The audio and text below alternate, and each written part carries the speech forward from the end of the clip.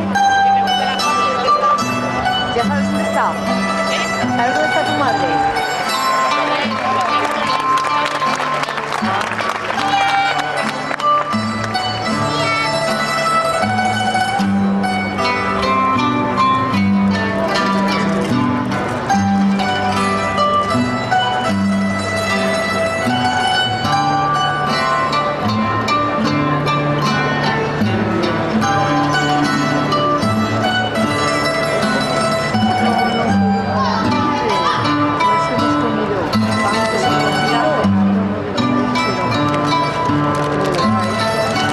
Ya vienen los leñadores de la sierra y el cubierre llenos de gozo, porque mañana es fiesta mayor.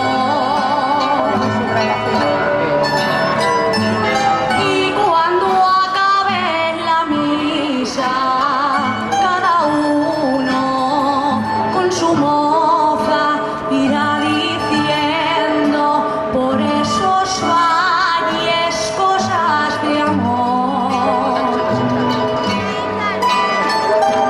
Uno solo se ha quedado sin oveja, que le vale por esos campos para arrancarle las moledas.